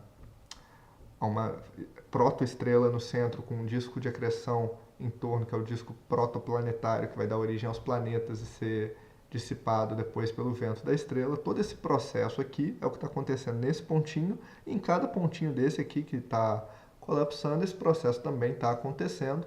Então estão se formando ali, dentro dessa nebulosa planetária, milhares de estrelas de uma só vez. Isso é o comum. As estrelas elas não se formam de maneira isolada, né? O colapso de uma nuvem gravitacional, de uma nuvem molecular, o colapso gravitacional de uma nuvem molecular dá origem aí a milhares de estrelas de uma só vez. E essas estrelas, assim que elas se formam, elas permanecem ligadas gravitacionalmente. E isso acontece, né, elas permanecem ligadas gravitacionalmente por alguns milhões de anos. Então elas ficam ali orbitando o centro de massa em comum, né, como se fosse um gigantesco sistema múltiplo de estrelas, mas na prática elas estão bem distantes, né? Os aglomerados eles têm alguns parsecs de raio, e essas estrelas elas eventualmente elas vão ser ejetadas desse aglomerado. Então elas se formaram ali, elas permaneceram ligadas gravitacionalmente, só que conforme o tempo passa, as próprias interações gravitacionais entre as estrelas dentro do aglomerado e as interações desse aglomerado com outros corpos da nossa galáxia, né, próprias nuvens moleculares, né, pode ser também a própria estrutura espiral, a estrutura em barra. A gente vai ver que a nossa galáxia tem algumas grandes estruturas, e a própria interação gravitacional disso com esse aglomerado vai fazendo com que as estrelas sejam expulsas do aglomerado, vai causando a ejeção de estrelas. E isso aí acaba, então, por fim, por dissolver o aglomerado, né? A gente fala de solução do aglomerado. Solução, na verdade, o que está acontecendo é que as estrelas estão deixando de estar ligadas gravitacionalmente a ele, e aí elas passam a fazer o que a gente chama, a fazer parte do que a gente chama de estrelas de campo. São as estrelas que estão orbitando a nossa galáxia, podem estar num sistema múltiplo ou não, mas que não fazem parte mais de um aglomerado. O Sol é uma estrela de campo, ele não faz parte de nenhum aglomerado, mas certamente quando ele se formou a partir do colapso de uma nuvem de uma nuvem molecular que se fragmentou e deu origem a milhares de estrelas. Então ele fez parte de um aglomerado em um dado momento da vida dele, foi ejetado, né, foi expulso desse aglomerado, como acontece com todas as estrelas, e passou a fazer parte, então, das estrelas de campo. Os aglomerados abertos, né, a gente vai ver depois que tem os abertos e tem os aglomerados globulares. Os aglomerados abertos são os aglomerados que fazem parte, que são constituídos por estrelas jovens que se formaram há pouco tempo. Esses aglomerados eles têm milhares de estrelas e no caso da nossa galáxia eles se encontram no disco da galáxia. A gente vai ver, né, eu botei uma imagem de spoiler depois que eu falar dos aglomerados para mostrar onde que é isso, mas essas regiões, né, eu vou falar do disco da galáxia, eu vou falar do halo da galáxia, essas regiões a gente vai ver a partir das aulas da semana que vem, que a gente vai falar da estrutura da nossa galáxia.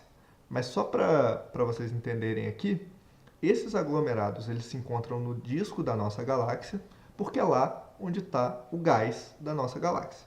Né? As nuvens moleculares se encontram no disco da galáxia e, como esses aglomerados são formados por estrelas jovens, eles têm que se formar onde está o gás. Então, eles se formam no disco da nossa galáxia. E como eles se dissolvem em poucos milhões de anos, né, justamente por conta dessas interações gravitacionais dentro do próprio aglomerado e com outros corpos, né, outras estruturas, né, melhor dizendo, da nossa galáxia, eles são formados então por estrelas jovens. Né? E justamente por ser formado por estrelas jovens, eles apresentam essa coloração mais azulada. Porque as estrelas jovens, a gente viu, parte das estrelas jovens são as estrelas mais massivas. Né? Se fosse um aglomerado velho, essas estrelas já teriam evoluído, a gente não estaria vendo elas mais, só os remanescentes dessas estrelas. Como o aglomerado é jovem, ele ainda tem estrelas massivas, e a gente viu que as estrelas massivas elas são as mais quentes, portanto mais azuis, elas são as mais brilhantes também. Então, quando a gente olha para um aglomerado aberto, a gente vê, então, muitas estrelas de coloração azulada, como é o caso aqui, né, das Pleiades, que é esse exemplo, aglomerado com 3.000 estrelas, relativamente próximo do Sol, né, 125 parsecs de distância. A gente vê que essas estrelas estão bem espalhadas, né, 4 parsecs. Mas, para a densidade média, né, quando a gente considera as estrelas de campo, elas estão muito mais agrupadas do que o normal, né? Muito menos do que num sistema múltiplo, num sistema binário, mas é muito mais denso do que para as estrelas de campo. A gente ainda vê o gás em volta disso, né? Que é o gás que deu origem a esse aglomerado. E, justamente, então, por ser formado por estrelas jovens, ele é mais azulado, por conta das estrelas de alta massa, que são mais quentes e emitem mais luz do que as estrelas de baixa massa. Com o tempo, esse aglomerado aqui ele vai se dissolver, né? As estrelas vão sendo ejetadas e também as estrelas mais massivas vão completando a evolução e ele vai se tornando menos azulado. Mas esses aglomerados aqui, os aglomerados abertos, eles terminam sendo totalmente dissolvidos, né? Ocorre total dissolução desses aglomerados e as estrelas passam a fazer parte das estrelas de campo. Então, todos os aglomerados abertos tem um ou outro que são exceções, a gente não precisa entrar em detalhes, mas, no geral, os aglomerados abertos são todos formados por estrelas jovens e só vão existir por alguns milhões de anos. Eles, inclusive, são um indício de que está ocorrendo formação estelar na nossa galáxia, porque a gente vê que isso são estrelas que se formaram recentemente. Além dos aglomerados abertos, existe um outro tipo de aglomerados estelares, são os aglomerados globulares. Esses aglomerados eles são muito mais velhos, né? Eles se formaram num outro período da nossa galáxia, então o gás ele não se encontrava ainda no disco da nossa galáxia. E esses aglomerados eles fazem parte do halo da galáxia. Então, os aglomerados abertos eles estão no disco da galáxia e esses estão no halo. O halo é uma estrutura aproximadamente esférica que existe em torno da nossa galáxia, muito menos densa, com muito menos estrelas e com praticamente nenhum gás. O gás da nossa galáxia está praticamente todo no disco.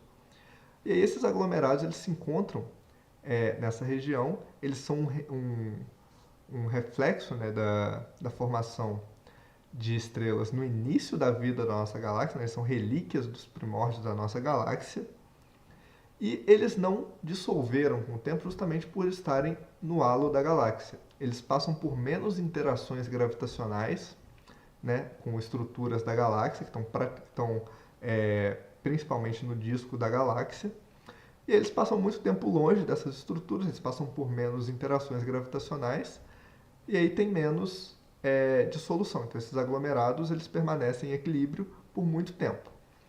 Além disso, eles são muito mais coesos do que os aglomerados abertos, porque ao invés de ser formado por milhares de estrelas, eles são formados por centenas de milhares de estrelas, né? Dá para ver isso, né? Quando a gente olha o aglomerado aberto que eu mostrei antes, a gente vê que tem bem menos estrelas aqui do que nesse aglomerado, que é um aglomerado globular. Então ele é muito mais coeso, mesmo que ocorram interações gravitacionais nele. É mais difícil expulsar estrelas do que no caso da expulsão de estrelas dos aglomerados abertos. E são conhecidos na nossa galáxia, né? São poucos conhecidos, são 158 aglomerados globulares que se formaram há muito tempo atrás. E justamente por terem se formado há muito tempo atrás, eles são mais avermelhados. Por quê? Porque são velhos e todas as estrelas de alta massa, que são as mais azuis, já passaram por todas as suas etapas evolutivas, e o que a gente está vendo aqui então são só as estrelas de baixa massa que estão na sequência principal ou ali no ramo das gigantes, no ramo assintótico das gigantes. Então as estrelas azuis, né, as estrelas massivas já completaram a evolução, a gente não está vendo elas mais, ficam só as estrelas mais vermelhas. Então a cor do aglomerado indica de certa forma, a idade desse aglomerado. A gente vai ver isso com um pouco mais de detalhes em seguida aqui. Mas antes disso, né, só para comparar esses dois tipos de aglomerados, os aglomerados abertos, então, são formados por estrelas jovens, recém-formadas, enquanto os aglomerados globulares são formados por estrelas velhas que já estão evoluídas. Então, aqui eles são mais azulados, porque a gente está vendo as estrelas mais massivas, que são mais quentes. Já os globulares são mais avermelhados, porque as estrelas mais massivas já completaram a sua evolução, então o que a gente está vendo aqui principalmente são as estrelas menos massivas, as estrelas mais frias, mais vermelhas, que estão ali na sequência principal ou nas fases de gigante vermelha e supergigante vermelha. Os aglomerados abertos são formados por milhares de estrelas, enquanto os aglomerados globulares são formados por centenas de milhares, até às vezes milhões de estrelas. Então tem muito mais estrelas nos aglomerados globulares do que nos aglomerados abertos. Outra diferença é que os aglomerados abertos se encontram no disco da nossa galáxia, enquanto os aglomerados globulares se encontram no halo. Essa diferença, né, porque os aglomerados abertos eles têm formação recente, então a gente só observa aglomerados abertos onde tem gás formando estrelas. Na nossa galáxia o gás está no disco. Mas essas aqui são as diferenças, né, entre eles, mas tem uma coisa que esses dois tipos de aglomerados têm em comum, que é o fato de que todas as estrelas que fazem parte de um aglomerado têm a mesma composição química, porque se formaram a partir de uma mesma nuvem molecular. Né? No caso dos aglomerados globulares, a formação deles não é tão clara assim, mas a gente vai ver que vale essa relação. Então, eles se formam a partir de uma mesma nuvem molecular, eles têm a mesma composição química. Essas estrelas se formaram ao mesmo tempo, então elas têm a mesma idade. E os aglomerados, né, o tamanho deles é muito menor do que a distância entre eles e a Terra, então a gente pode considerar também que essas estrelas estão à mesma distância da Terra. Então as estrelas têm a mesma idade, a mesma composição química e a mesma distância. A única diferença entre uma estrela e a outra do aglomerado é a massa dessa estrela. Algumas estrelas são mais massivas, outras estrelas são menos massivas. Ou seja, mesma idade, mesma composição química, mesma distância, só a massa que é diferente, e a gente viu que o tempo que a estrela leva para evoluir depende da massa. Isso significa que as estrelas de um aglomerado globular com diferentes massas são estrelas que estão em diferentes estágios evolutivos. Ou seja, tudo é controlado, né? Na astronomia a gente tem essa dificuldade que a gente só consegue observar a maior parte das coisas, a gente não pode controlar os experimentos em laboratório, mas isso aqui é um caso que dá para a gente as condições controladas. A gente consegue fixar várias propriedades, variar só a massa, que está variando então o estágio evolutivo que as estrelas se encontram. Isso é como se fosse um perfeito laboratório para a gente testar e verificar as teorias de evolução estelar. E a gente vê que funciona muito bem. Então, como que a gente pode observar isso? Antes disso, né, eu falei que eu ia dar um spoiler. Isso aqui eu tinha que ter colocado um pouco antes.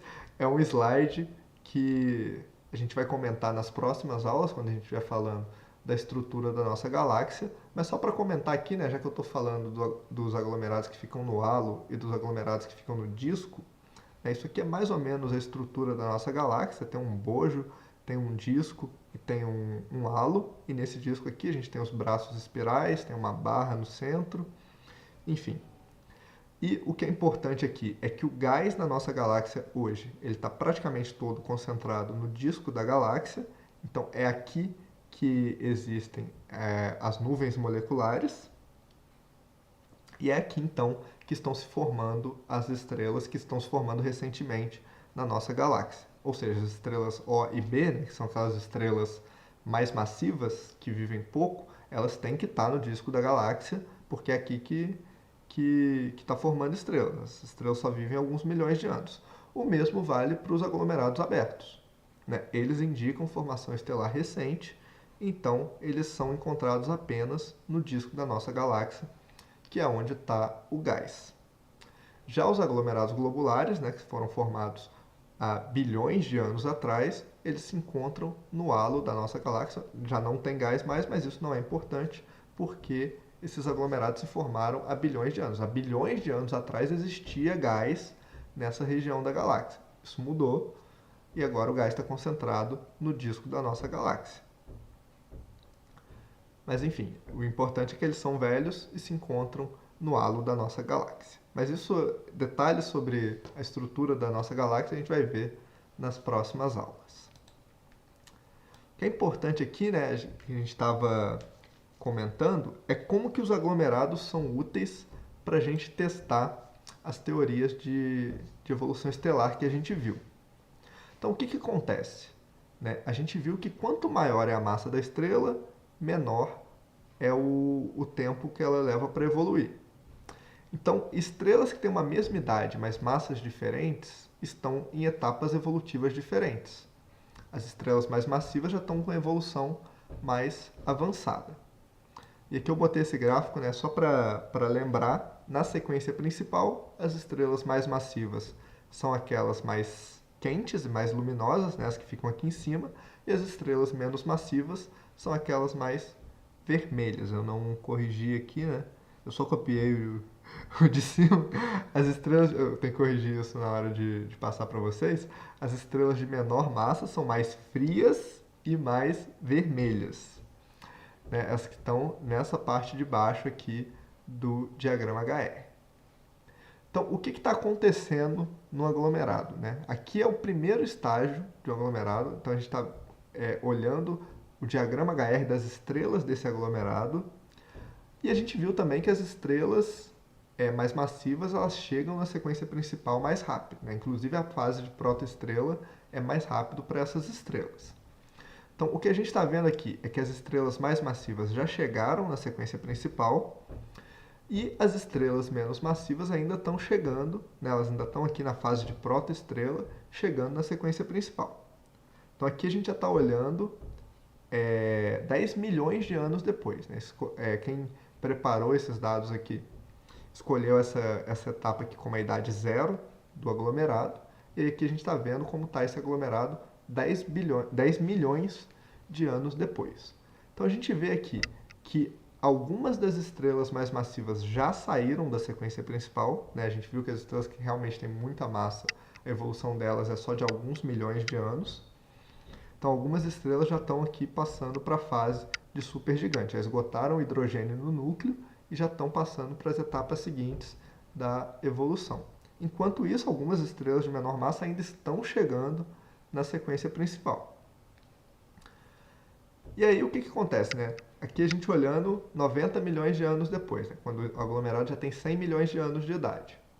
Nesse caso aqui a gente vê mais estrelas massivas evoluindo, as estrelas de menor massa estão terminando de chegar aqui na sequência principal, onde elas vão ficar por muito tempo queimando hidrogênio, mas a gente já começa a ver aqui que como é a evolução dessa linha, né, que liga as estrelas do aglomerado. Essas estrelas aqui eram as que estavam saindo da sequência principal. Agora, conforme o tempo vai passando, cada vez estrelas de menor massa vão completando a evolução delas na sequência principal e saindo para as etapas seguintes. Então, as estrelas que estão saindo, essa linha, esse ponto que marca as estrelas que estão saindo, ele vai descendo com o tempo, porque estrelas de menor massa vão chegando no fim da vida delas na sequência principal. Então, a gente olha aqui, né, a continuação disso, é justamente isso que eu falei. Né? A linha, essas estrelas aqui são as que saíram da sequência principal. Aqui já é olhando esse aglomerado quando ele tem 1 bilhão de anos. A maior parte dos aglomerados abertos nem chega nessa idade. Alguns chegam. A maioria é dissolvido antes disso. Mas os que chegam, a gente observa claramente que essa linha ela vai descendo, porque essas estrelas aqui antes, com 100 milhões de anos, elas ainda estão na sequência principal, né? Com essa quantidade de massa. Quando tem 1 bilhão de anos, essas estrelas já estão saindo da sequência principal. E a gente já começa, inclusive, a ver aqui com 1 bilhão de anos algumas estrelas que deram origem a anãs brancas. Né? Então, já tem estrelas de massa menor do que 8 massas solares completando a evolução delas, passando pela fase de nebulosa planetária. As supernovas que tinham que acontecer já aconteceram. E aqui a gente já está. Supernovas de tipo 2, né? Supernovas de tipo 1A podem acontecer ao longo de toda a vida do aglomerado. Mas aqui a gente vê já então a formação de algumas anãs brancas. E aqui já é um aglomerado muito mais velho, né? Como os aglomerados globulares. Nesse caso aqui, com 10 bilhões de anos, a gente já vê que a maior parte das estrelas massivas já saiu, né, todas, né, as estrelas massivas já saiu da sequência principal. A gente já está aqui nas estrelas de massa semelhante ao Sol, que saem da sequência principal para o ramo das gigantes. Aqui vai acontecer, né, aqui por volta desse ponto, vai acontecer o flash do hélio, né, vai começar a queima de hélio no centro da estrela. Essas estrelas vêm para o ramo horizontal, onde elas permanecem mais ou menos em equilíbrio, né, acaba concentrando mais estrelas aqui, porque elas permanecem em equilíbrio nessa fase evolutiva, queimando hélio no centro.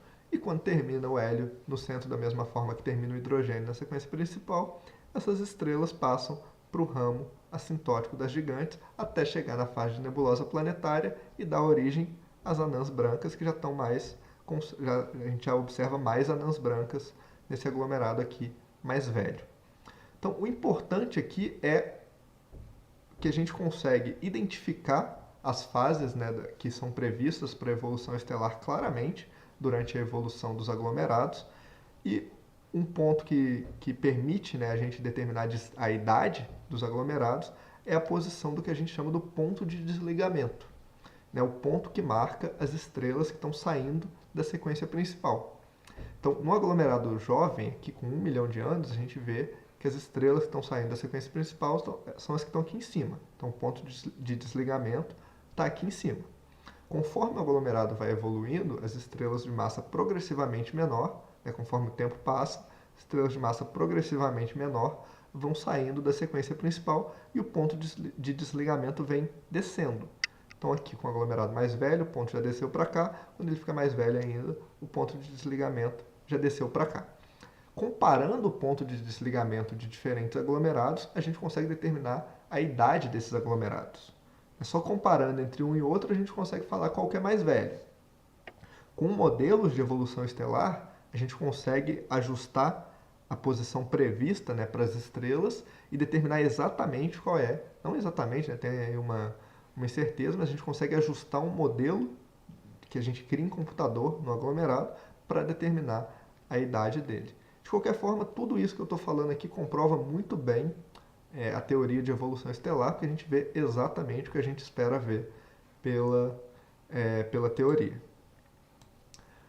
E só para comentar aqui, né, eu falei para vocês que dá para a gente determinar qual aglomerado é mais velho só olhando a posição do ponto de desligamento dele. Então aqui a gente tem o aglomerado M67, o aglomerado NGC 188, essa aqui é a imagem dos aglomerados, e aí pegando cada uma das estrelas aqui, né, que a gente consegue separar, e observando a temperatura da superfície e a magnitude, aqui no caso está a magnitude absoluta da estrela, mas pode ser magnitude aparente. Para ser magnitude absoluta, a gente precisa conhecer a distância do aglomerado.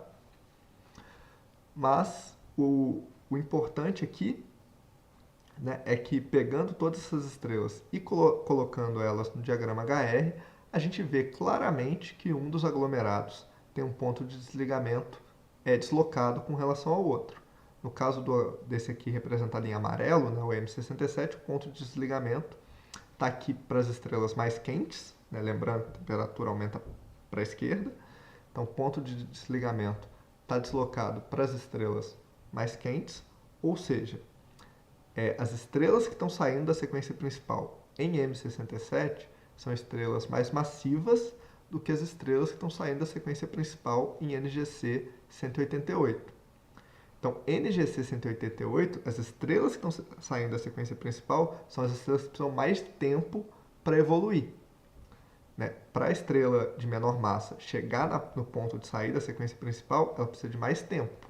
Então, esse aglomerado aqui, a gente consegue só olhando, né, comparando o ponto de desligamento desses dois, a gente consegue inferir que o NGC 188 tem que ser mais velho do que o M67. Uma forma direta de ver isso é quanto menor a temperatura do ponto de desligamento, maior é a idade. Mas o motivo disso é justamente porque as estrelas aqui, né, menos massivas, já estão se desligando. E elas precisam de mais tempo para se desligar. Então, se essas estrelas menos massivas já estão se desligando, é porque esse aglomerado já se formou há mais tempo. E aqui está a idade, né, desses aglomerados. Em alguns casos é fácil determinar a idade, em outros é mais incerto. Mas a gente consegue ajustar modelos, né, a isso aqui que a gente está observando, e determinar a idade dos aglomerados. Continuando isso que eu estou falando, só mostrando mais alguns exemplos, né, que ao invés de mostrar as estrelas, está mostrando uma linha, né, como se a gente pegasse aqui e ajustasse uma linha nessa distribuição de estrelas, e isso para mostrar vários aglomerados de uma vez. E uma outra forma de ver isso também, né, aqui esse gráfico ele coloca, né, a idade do aglomerado de acordo com o ponto de desligamento. Então, se você determina, por exemplo, a Pleiades, o ponto de desligamento está aqui. Então, a idade de Pleiades tem que estar aqui. Então, dá para fazer essa relação direta.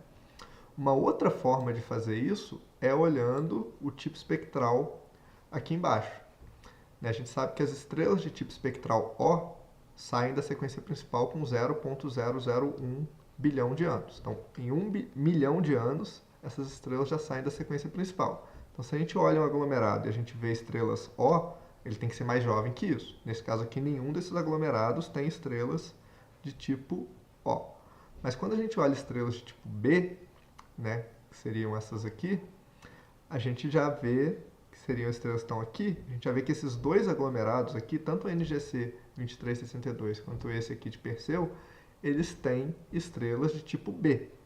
E essas estrelas saem da sequência principal em 3 milhões de anos. Então, se esses aglomerados ainda têm essas estrelas, é porque eles são mais jovens do que 3 milhões de anos. A gente pode fazer a mesma coisa, né, para vários outros. Por exemplo, os aglomerados que apresentam estrelas de tipo A. São estrelas que têm B-V 0,2. Então, são as estrelas que estão aqui. Todos esses aglomerados daqui para frente, né, daqui para trás, apresentam estrelas... Não, calma. Enfim, 0,2. Todos esses aglomerados para frente aqui não têm estrelas de tipo A. Então, eles têm idades maiores do que 0,4 bilhão de anos, porque as estrelas de tipo A já saíram da sequência principal para esses aglomerados. Então, esses aqui, né, Pleiades e M11, têm que ter idades menores do que 0,4 bilhão de anos, porque eles apresentam estrelas de tipo A.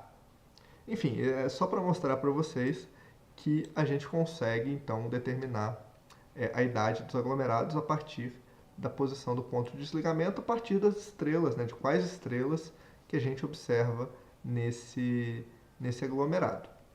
E só concluindo também que tudo isso que a gente observa nos aglomerados está em perfeito acordo com o que a gente espera com a teoria. Isso comprova bastante o que a gente falou sobre formação estelar das estrelas de baixa massa e das estrelas de alta massa. Claro que hoje a gente consegue fazer modelos computacionais, né, simular estrelas no computador ao longo de toda a vida delas, e a gente consegue prever então as etapas evolutivas. Mas durante muito tempo, né, os aglomerados eram a principal forma que a gente tinha de determinar, né, de verificar que essa teoria que foi criada para explicar a evolução das estrelas estava realmente de acordo com o que era observado.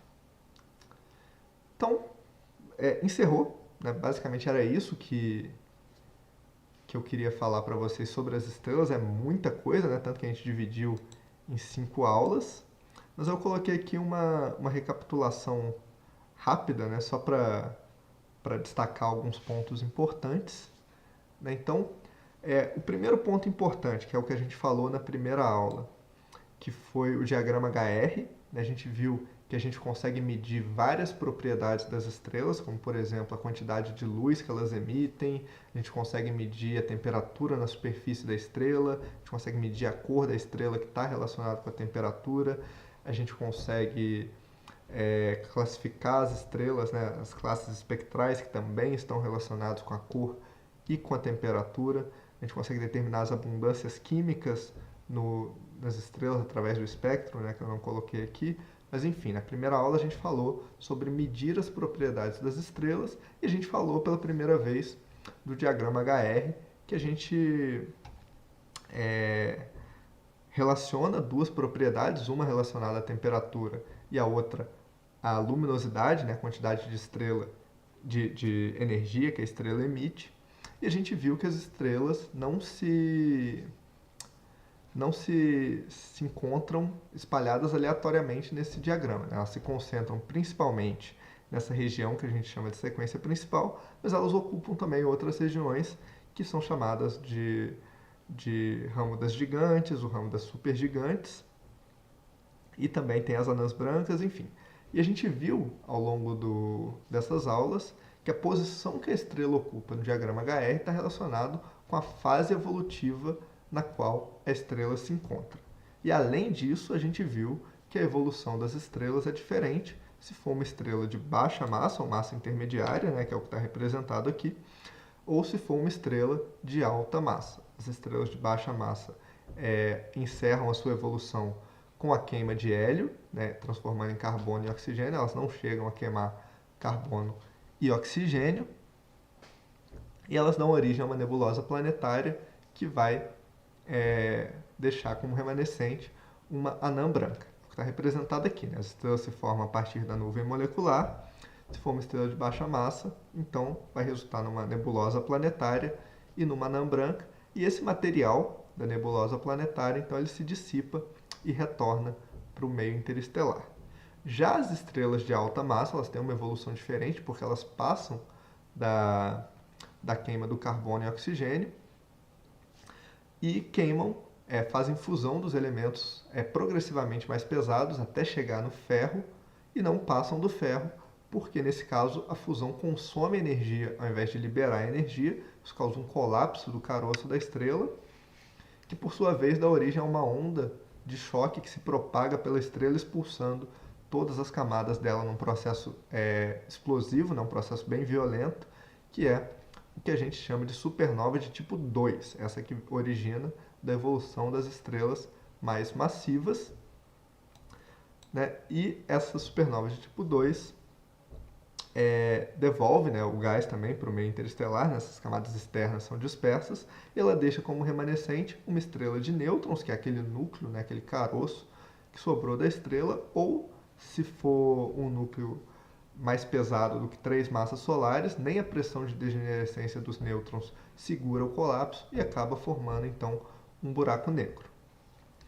Eu não comentei aqui, né, mas eu coloquei aqui também as reações de fusão que estão acontecendo.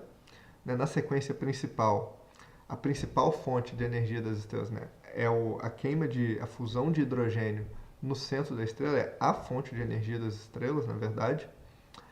E essa queima de hidrogênio, na verdade, ela acontece ao longo de toda a vida da estrela, porque quando ela para no centro, ela começa numa camada circundante, ali no envelope circundante ao centro, tanto no caso das estrelas, né, de baixa massa, quanto no caso das estrelas de alta massa. Só que no caso das estrelas de alta massa, você tem várias camadas onde ocorre fusão de elementos progressivamente mais pesados. Estrelas como o Sol chegam a fazer a fusão de hélio, inclusive passam por um processo que a gente chamou aqui, né, de flash do hélio, que está relacionado com o núcleo degenerado da estrela, quando ela chega nesse estágio evolutivo, que faz com que a taxa de reações aumente de maneira descontrolada e várias reações acontecem ao mesmo tempo, alterando, né, a estrutura da estrela de maneira bem rápida. E essa aqui, né, essa conjunto aqui de reações corresponde então às reações do processo alfa, que é o processo que ocorre nas estrelas massivas que passam além da queima do carbono e oxigênio, através da captura de núcleos de hélio que vão formando elementos cada vez mais pesados até chegar no ferro. E na aula de hoje, né, a gente viu também que a evolução estelar ela não está completamente resumida aqui nessa figura, porque falta aqui então a evolução das estrelas que fazem parte de pares, né, de sistemas múltiplos, principalmente sistemas binários, onde pode acontecer troca de massa entre uma estrela na fase de gigante vermelha, de supergigante vermelha, e uma estrela que está na fase de anã branca, provocando uma nova fase evolutiva, né, literalmente chamada de nova, que é quando queima hidrogênio numa superfície, na superfície dessa anã branca. Isso pode acontecer de forma periódica, ou então com um acúmulo, né, recorrente de matéria que vai acontecer nessa estrela, ela pode atingir o limite de Chandrasekhar, né, que é a massa necessária para acontecer aquele colapso e formar a onda de choque, mas que no caso dessas estrelas, ao invés de deixar um remanescente, explode a estrela como um todo e também retorna isso para o meio interestelar.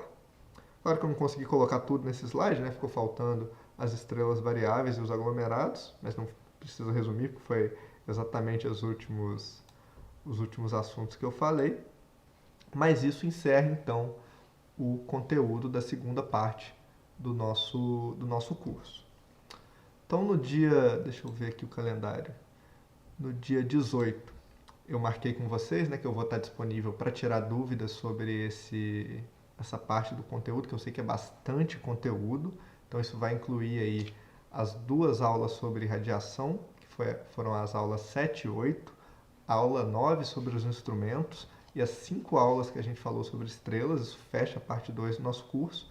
Então, é a matéria da prova que eu vou passar para vocês no dia 21. Então, é bastante conteúdo, gente, estuda bastante, né? Claro que a prova é para fazer remota e isso facilita um pouco as coisas, mas como é bastante conteúdo, e justamente por ser remota eu vou cobrar um pouco mais, então estudem o conteúdo e estudem também porque eu particularmente acho que essa é uma das partes mais legais da astronomia, até porque eu trabalho com astrofísica estelar. Espero que vocês tenham gostado dessa parte do curso e qualquer dúvida que vocês tiverem, podem me mandar por e-mail, podem mandar ali na própria plataforma, ou podem deixar para tirar no dia 18 que eu vou estar disponível para tirar a dúvida de vocês por Hangouts.